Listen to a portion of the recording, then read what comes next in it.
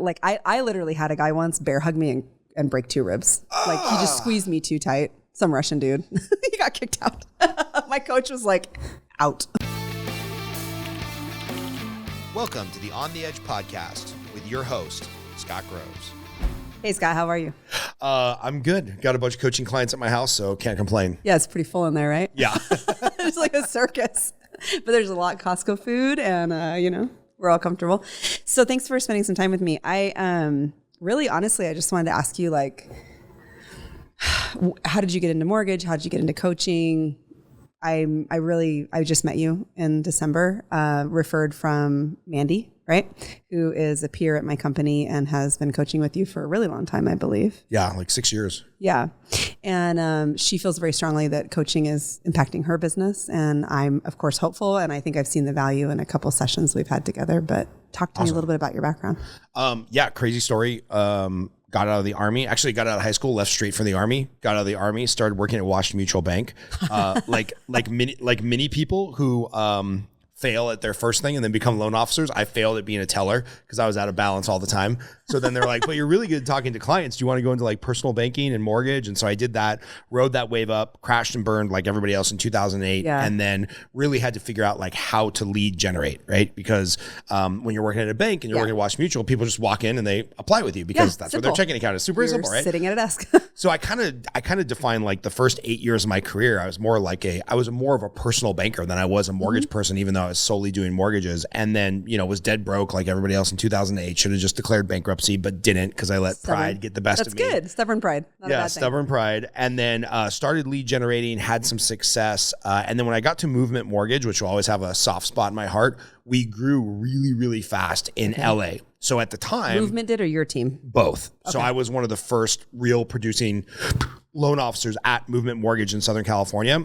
And like, this doesn't sound like anything interesting now in 2024, but in like 2013, 2014, doing an upfront underwrite and like having the capacity for underwriters when nobody had capacity for anybody because everyone was still trying to cut costs and save money and kind of lick their wounds from 2008. It was kind of revolutionary. So we grew really, really fast. They've since unfortunately abandoned a lot of things that made them great as a company, which is one of the reasons I don't work there anymore. But they'll always have like a super soft spot in my heart. And then what ended up happening, like with any company, if you're the number one person, and I was blessed to be the number one person because we had really high loan volume and really high loan amounts in California, Los Angeles especially. So you start getting these calls, hey, can I have 5 minutes? Can I have 10 minutes? Can I have 15 minutes? And I said, okay, well, why don't we just all jump on a Friday call? We'll just have like a little mastermind call and I'll facilitate it. Oh, so other loan officers within Movement or like? All within Movement. Because they would start to see the numbers like, how is this guy, like the average loan officer back then was doing like $1 million or $2 million, partially because of my work, partially because of the loan size. We were doing like 6 or 7 million. So you get all these calls like, what are you doing different out there in LA than we're doing back here in North Carolina? And I'm like, hey, you guys just need more expensive properties. That's what I'm doing. Yeah, we have really expensive properties in LA. Right. And so that turned into like a Friday mastermind call. Then we were like, hey, I kind of need a tax write-off because I'm doing pretty well at this mortgage thing. So if I charge these people $59 for this coaching call, quote unquote, on Friday, I can write this off like all my expenses against this coaching revenue. Oh, interesting. And then we totally screwed up the launch of that. We screwed up the relaunch. We screwed up the relaunch. And then we finally figured it out and we found a pricing model that worked and we found like a rhythm that was consistent. And so, about 8 years ago, it just started as like a paid mastermind call. And now we have about 100 paid coaching clients and we're the in-house coach for a company called Synergy One. And now we've got about 200 people that we're coaching there. And so it's really grown and it's just come out of my love to like help people. And then I kind of really love the reason we called it Consolidated Coaching is because my idea is like, oh, if I can get people to pay me to coach and I get to go to all the cool masterminds and events and read all the books and take all the online courses, I'll consolidate all the information and then I'll synthesize the best of it for them. And so it was like partially I love helping people, partially I wanted to make money and have a tax write-off, partially I wanted to be able to write off going to all these cool events. And it's turned into like a real business with real revenue and real employees and real people I care about. And I'm like, oh, this is just random how it got here. Yeah. Like didn't plan to be a life coach, didn't plan to be a mortgage loan officer, didn't plan to be a sales coach. It just kind of happened. Yeah, that's awesome. And that's interesting. So actually I started in banking too. I was in banking for a really long time as a branch manager. I did a little bit of personal banking, but branch managers really are personal bankers also, right? With just extra drama they have to deal with, like HR. With time cards. Crap. Yeah, basically, right? Yeah. And like, do you need your 10-minute break right now? And then you need yours. Yeah, annoying. Anyway, so then I got to a point where I was really tired of being like the jack of all trades, master of none. And I was talking with a friend and she said, like, asked me what my salary was as a bank manager. And I told her, and she was like, you should probably go to mortgage because, you know, you'll be able to do one thing that you really love. Because she also asked me that in that same, like, what do you actually like to do in your day? Right. And I said, I like to talk about credit, right? I like to help people with their home loans or whatever. Nerd. Well, because it's actually helping. Like, I'm sorry, but opening you a checking account is... Yeah, anybody can do that. It's not helping you, like processing your transaction. I get to know you or whatever, but I'm not actually helping. So I wanted to do something that I felt at the time was really impactful. Anyway, so it's interesting that kind of cross section of coming from banking and realizing this is actually the thing that gets me up in the morning and I enjoy doing. I've kind of written off, a lot of times I've written off like, oh yeah, I was banking, whatever. But don't you feel like there was a certain cross section of skills where like you learned to talk to people about a myriad of financial stuff that's probably made you a top producing loan officer? I think so. And I think it also taught me to be calm because banking is stressful, actually, like because customers come in usually when there's a problem. Sometimes they come because they want a new CD or some silly thing, but often, especially as the bank manager, you're the triage, right? So like if there's a problem, you're the end of the line. And I will tell you, I worked at Bank of America after the crash and we absorbed Countrywide. Oh. And I literally would have clients come in and like haul off and throw their keys at me, their house keys, because they're getting foreclosed on? Yeah, and they thought we didn't write those loans. We literally were told by the federal government, you must absorb this company because we're the only ones big enough to do it. Well, people don't make that distinction. So they got a Countrywide loan that got bought by B of A. Now they're being foreclosed on for whatever garbage they were sold, right? Or, you know, and then they would just come and like scream and yell at me for probably 2 years. It was intense. So I will say that those experiences, which were crazy stressful, I have to say not as stressful as being a mortgage loan officer, in all honesty, right? But they did definitely contribute to my ability to be successful as a loan officer. You really have to manage a lot and move fast and think fast and change direction fast in this industry. So talk about that because it's always interesting to me, like we are, as loan officers, the gatekeeper for a bunch of stuff we don't have control over. Yeah, isn't that crazy? So yeah, I'll do your loan in 3 weeks. However, I'm one part of 7 moving parts and I can't control escrow and I can't control the appraiser and I can't control, okay, sure, yeah, but I'll do it. Yeah, exactly. It's a weird dynamic. And actually I think that happens in our industry a lot. Especially like I'm a purchase loan officer. So most of my business has always been purchase. I got I thought great advice when I started. A gal told me don't ever rely on refi because refi is when people need to refi. Well, people are always going to buy houses, right? So she's like, of course, refi your book of business. And she's like, but I would recommend you focus on purchase business, which is way more stressful, right? Because especially like I'm in Seattle, the market has been tight for a very long time. We are already back in multiple offers. In fact, there was an offer written last weekend for one of my clients, 1 of 9. Like, I mean, you know, there's another guy in here from Seattle, from Everett. It was like 1 of 20, right? He said this morning. So all it took for that to happen back in Seattle was a 0.5 point rate drop. I mean, that's intense, right? And so this year is gearing up to be that way. We're going to have more rate drops and it's just going to get tighter. And it's that funny thing about like one person running down the street and then every 0.5 point rate drop, you're adding people. Pick your poison, man. Like you're either going to get a high interest rate or you're going to get a house for a lot more money. So we got to move fast and we have to be accurate and we have to close on time and everything that we promise has to come to fruition. So it is stressful to be that person that is responsible for all of that. And everybody's looking at you and constantly asking you, and you got some transaction coordinator emailing you every other day. And you just have to make it happen. And what do you think it is, or what, actually, let me phrase it this way. What do you tell the people who are like, oh yeah, properties are so expensive, interest rates went up, there's going to be a crash, we're in a bubble. No. It's going to be so much cheaper to buy a property in Seattle in a year. What do you tell them? No. Because we both know that's not true, but how do you articulate that? Well, it depends who I'm talking to and where they're at in their life and also in their careers or whatever, right? Because it's very, like, to me, if you ask me what this last year was, this was a financial sector and tech crash. it wasn't even a crash. It was just a kind of a lump, right? Like the tech sector was hit really hard. So like the Amazons of the world and then frankly, the banking sector, we just got crushed over something we had nothing to do with, right? So all of the pandemic money and the low interest rates flooding into our economy, and we paid the price, right? And it's not that we didn't do well in those years. That's fine. Right. It wasn't not stressful. Right. But I think you have to look at the greater economic landscape and understand some of the mechanics of that, right? To understand when you're going to actually have a housing crisis. We had a little bit of correction last year, but nowhere near a housing crisis, nor will we. And why? We don't have enough houses in the US. That's it. We won't. When will we? I don't know. I don't think anybody can say that, right? Builders are not building. It's too expensive to build. Acquiring land and giant plots for these big giant builders are the only ones that can do it. So it pushes out a small, all the smaller builders. The other problems that I think happen is we have some companies coming in, maybe less now, but buying up residential real estate, right? And then the consumer pays the price for that because it becomes too expensive for them. Yeah. Talk a little bit more about like, we don't have enough houses. It's like, well, there's people that are homeless, sure. But like when you say we don't have enough houses, what do you mean about like, who's going to buy these houses if we had enough? Like what do we mean when we say we don't have enough houses? We literally do not have enough physical residences for everyone who could potentially buy a house.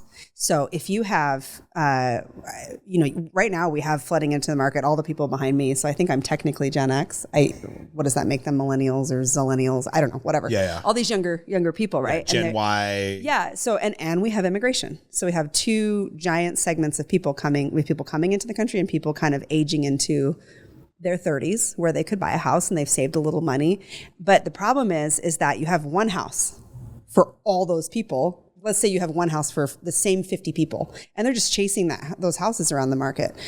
We also have a rate problem, right? Rate lock. So how many people who cannot afford to sell their house because they can't leave that 3% interest rate and go buy something else because it's going to be a higher payment for a much cheaper house potentially. We have boomers, that's not a nice term, but it is what it is, right? Older people who can't afford to even downsize.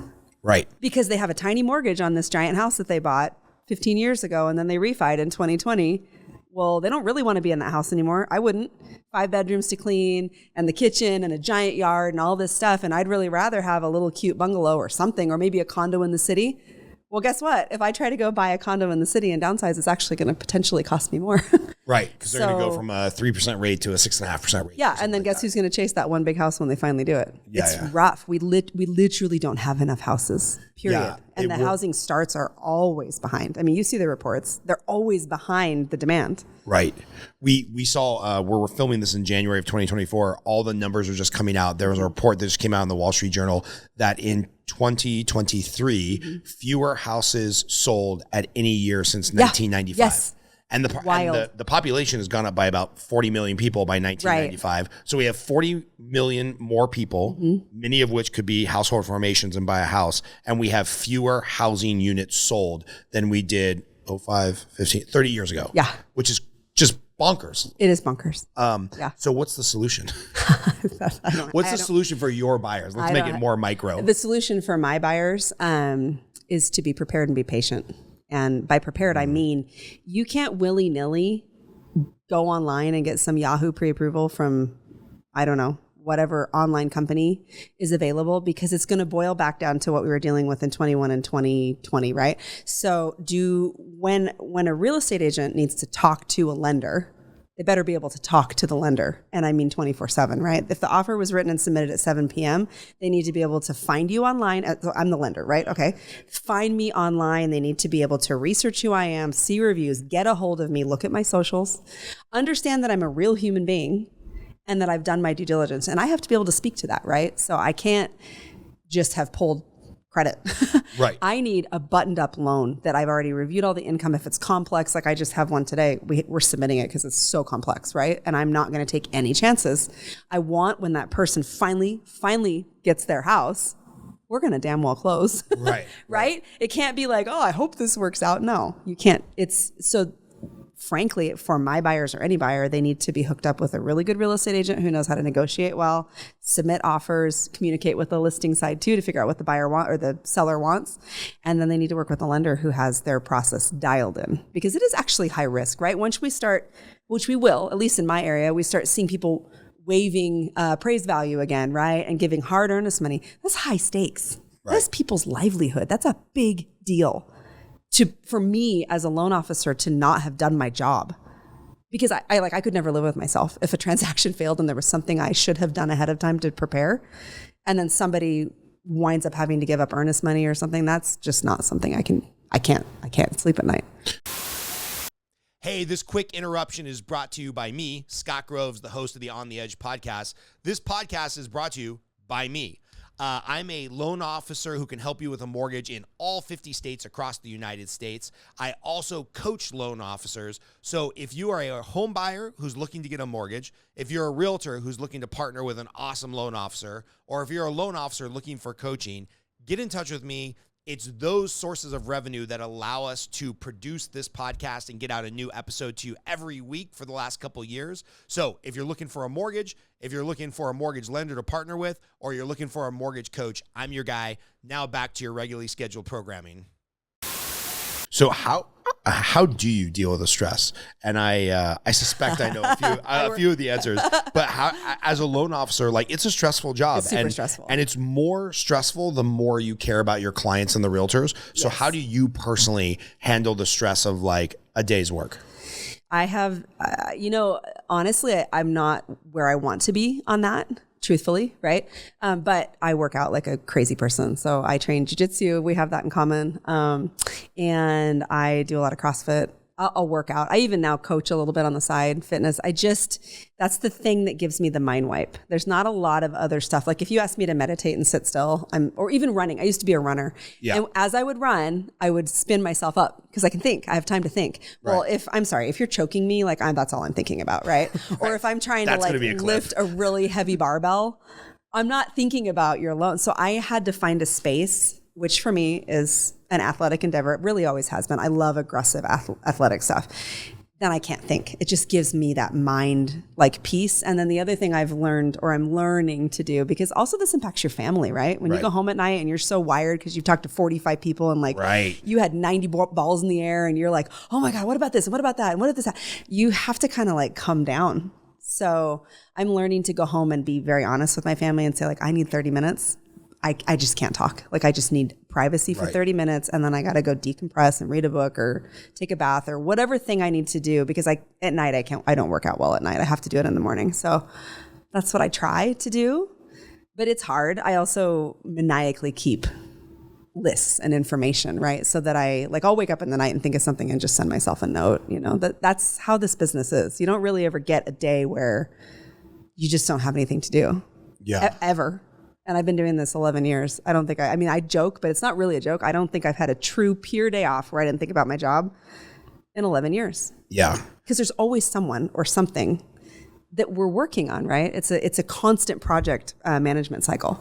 I feel like if I was a worse loan officer and just very unethical, this would be a super easy job, because I wouldn't care if the person got the house. I wouldn't care if I screwed up the pre-approval. I'd be like, whatever, the realtor's mad at me. But it's like, when you care, I can't. No, I could never do it. But when you care, that's incapable. When you wake up at 2:00 in the morning, you're like, oh my God, did that appraisal get ordered? Like, are we going to be on time? Did we do this? Did we do that? Did I ask for that document? Yeah, exactly. I need to call escrow in the morning. Yeah. That is a impossibility for me. I am incapable of not caring, which, like we talked about this yesterday, part of the stress of this job is emotional stress, right? Like you get very invested in a client and in a realtor relationship, and you're so excited to help them. And sometimes it doesn't work out, or they go somewhere else.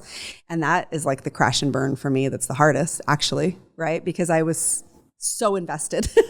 I am not one of these people that can just like detach. And sometimes I actually think I would not necessarily be better at my job, but I would be better able to sustain the job. Yeah. If I could detach just a little bit. Yeah. And I can't. So I'm going to have to figure that out. this year, I was super humbled that you signed up for coaching to coach with us. And a lot of that came from Mandy's recommendation. Yeah. But what are you looking to get out of coaching? Because I always joke that like most of the smart adults I know, which I consider you one of them, they don't need to learn a whole lot of stuff. They just need to be reminded of the stuff that they already know how to do. Or maybe they're looking for their tribe, or maybe they're just looking for that little 5% that's going to put them over the hump, right? It's like you're almost to the top of the hill on like a cycling trip. And then you just run out of gas and you got to unclip from the bike and walk it the rest of the way. It's so deflating. It's like, oh, I got to get the last 5%. But what are you looking to get out of coaching? Yeah, for me, I would liken that back to athletics. If you're around people that are better than you, you will be better. You don't, you should be, right? Unless you're really trying hard to go the other direction. So, if I'm going and I'm training jiu-jitsu, I might train with white belts and blue belts because it's nice, right? It's helpful, it's fun, it's an easier role, whatever.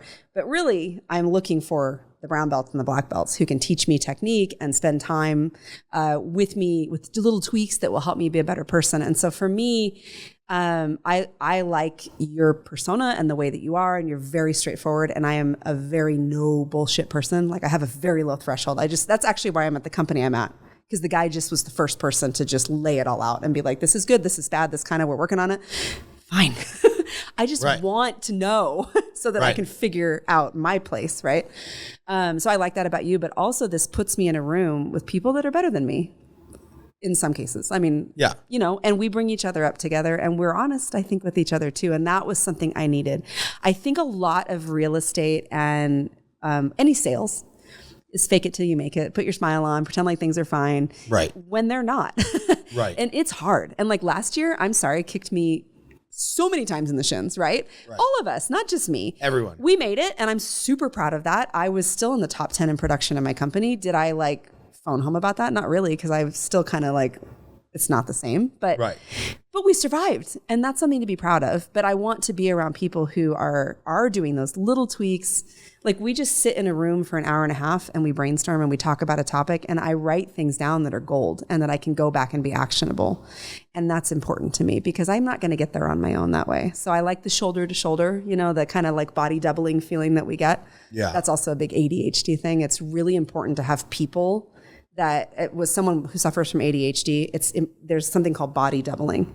So you do your job better, even just the normal tasks you had to do, if you have somebody next to you. And so for me, like actually my husband's like, you just went to Austin. Why do you need to go to Vegas? Because I need the shoulder to shoulder. I need the body double next to me so that I can almost be braver at doing these things that are part of my job, like we all have, that we just don't want to do. Yeah.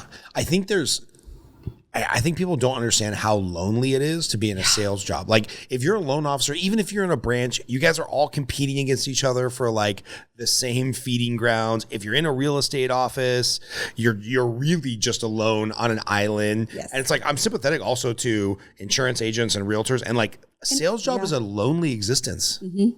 And it's hard. And it is built on rejection. And so you have to be willing every day to get up and know you will be rejected and just keep doing it. And there's a lot of success that comes from that. But it gets hard sometimes to get up and be like, cool, I'm going to go face my 40% rejection rate today. Right. How many people have to do that? My husband has often said, like, I would never do your job. He goes to work and he gets a paycheck and he might have a bad day where he doesn't do very well, but no one's like saying anything. Right. No one is going like, Ricardo, sorry, like I already have 5 loan officers. I don't even know who you are. I don't want to talk to you. Goodbye. And you're just like, it's awful. Yeah. Or a client who's like, I went to Rocket and they gave me like $5. And you're like, if you had just given me a half an hour to go over that loan estimate with you, number one, I would have figured it out. Right. To keep you, to work with you. Number two, you're wrong. The $5 is not all it's cracked up to be, right? It's hard. It's really hard. What parts of the job, we were actually talking about this in one of our coaching sessions. There's that book, The Entrepreneur Roller Coaster. Which I need to read, actually. It's excellent. And he talks about like the high school counselor that sold you the bullshit dream of like, you got to do what you love to do. It's like, no, you don't. But you can love what you do, why you do it, who you do it for, how you do it. Like what still gets you up in the morning to like do mortgages? Like what is the fun and exciting part of it, or what still keeps you engrossed? I will say that I feel fortunate. The realtor population that I work with, by and large, are really amazing humans. And we have developed over the years great partnerships, and they're really good people, and I really enjoy helping them actually, or being a resource, right? And the excitement of working together to get a client where they need to be, in terms of pre-approval and get them ready to go, and the strategy. The other piece, frankly, is I like the people at the end of a loan transaction, because buying real estate, in my opinion, in the US is probably one of the single best things you can do to amass wealth, better than a 401k. I do think diversification is important across, whatever investment choices you choose, but buy and hold real estate is a cornerstone. And so I really enjoy when somebody, actually I'm going to do some sort of podcast or something with one of my clients. His name is Andy, and he'll be fine if I talk about this, because he's so cool. I met him in jiu-jitsu, actually. Nice. It was hilarious. He was a high school wrestler, and he's a massive dude. He's I don't know, 6 something and just enormous. And one of my first days at jiu-jitsu, the coach put me with him, and he literally was like, what am I supposed to do with her? Because I'm half his size. He was not real thrilled, right? But we developed this friendship, much younger than me, so I kind of call him my little brother. Well, this guy bought his first house with me.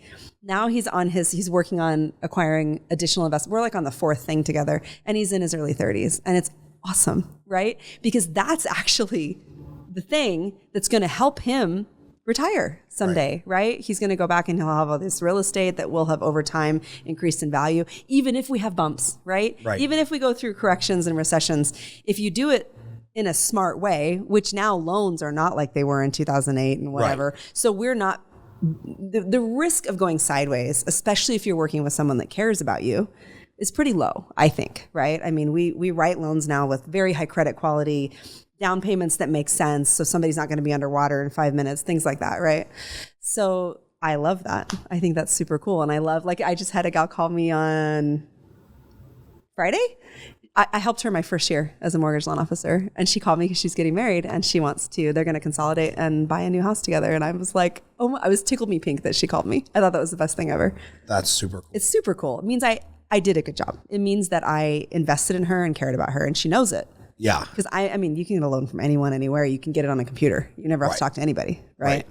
But believe it or not, there is way more strategy that goes into being a loan officer than a computer. Yeah, so, true statement. So one thing, if you have a 50% scenario refi with a 780 credit score, I mean, anybody can do that loan. Literally, you don't need a loan officer. But when you have, a family and a generational situation, and you're trying to actually build something, or you have complexities in your scenario, you actually need somebody with experience. I love it. So I want to finish with 2 questions, because these are my favorite questions. Favorite movie and why? And what are you looking most forward to in 2024? Favorite movie? Oh, geez. John Wick. Right now. I love John. The first one. The first one? Because he's the revenge story? Just a badass. Yeah, he is quite the badass. And I really like Keanu Reeves as a human. I don't know him, of course, but what I know of him, I think he's a pretty cool human. Yeah, he just seems like one of those dudes who you're like, I could have a beer with this guy, and he'd be pretty freaking cool. And I think he'd actually talk to me and be normal and nice, normal. Right? And he does jiu-jitsu now, so. Also. Yeah, there's that too.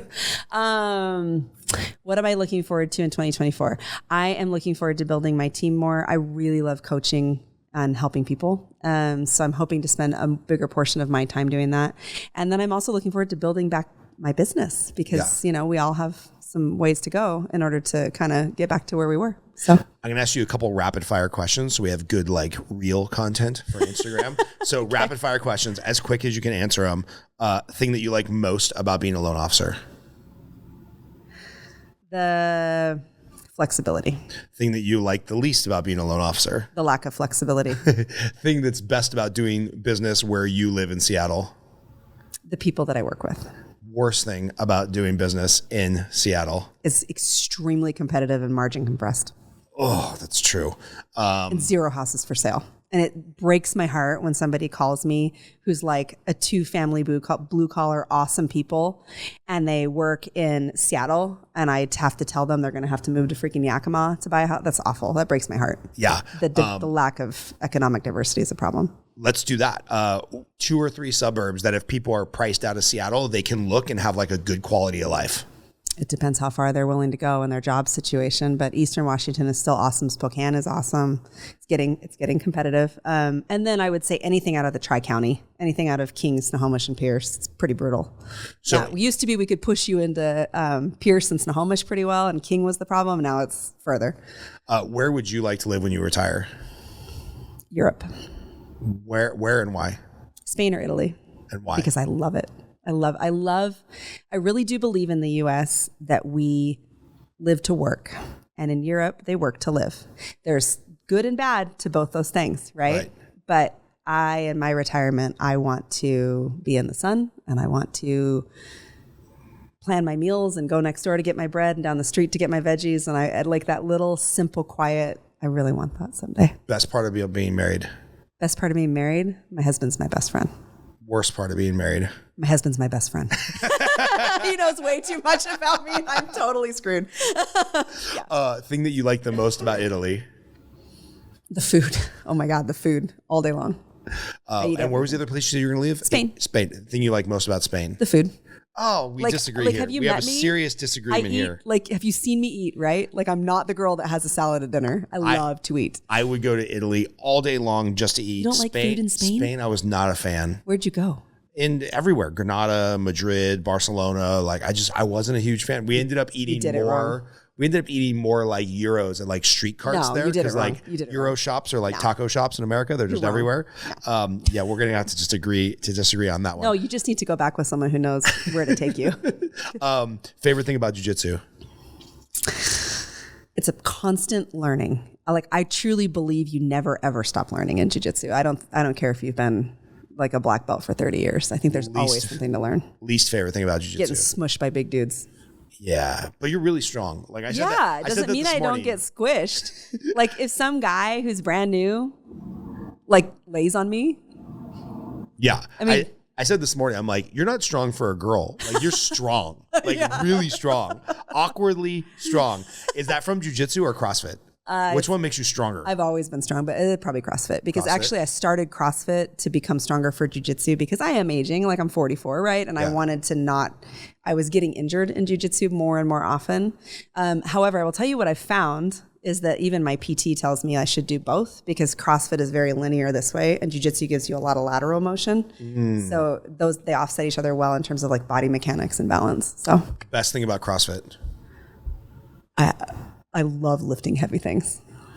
Love it. Again, disagreement between you and I. Worst part about CrossFit? I'm too old. Like my body's kind of too strung up now to do some of the gymnastics stuff and it really frustrates me. So you can't do like those like iron cross, get up, pull up thingy That's on like the rings. Olympic gymnastics. What are you talking about? I don't know. I don't know. I just walk into a CrossFit gym. I think the top 1% of CrossFit might do that. No, like I can't do muscle ups or I can't quite get them. What the hell's a muscle up? Oh, where you just fling your body and land above the bar. It's like this whole... Oh, is that the pull-up where you end up with your waist above the pull-up bar? Yeah, but it's not a pull-up. It's like this whole herky-jerkin situation. And I have a hard time with overhead because my shoulders are not amazing anymore. Oh, my goodness. If you could fix one injury on your body, because jiu-jitsu and CrossFit, they both just breed injuries. My shoulders. So if you go back to like 18-year-old version of your shoulders, that's what you would regenerate? Yeah. Everything else is actually like I have been blessedly, apart from like a couple broken ribs or random stuff that's not an injury, not a long-term injury. Right. My shoulders are the biggest problem. Very rarely do you hear from a woman that's like, yeah, just a few broken ribs. It's like something I expect out of like a boxer, by the way. Yeah, but I mean, like I literally had a guy once bear hug me and break 2 ribs. Like he just squeezed me too tight. Some Russian dude. He got kicked out. My coach was like, out. It was bad. I mean, I don't think he was being a jerk. I just think he honestly didn't know how strong he was. But all right. Well, we got our rapid fire questions. Cool. Thanks for being interviewed. Thank you.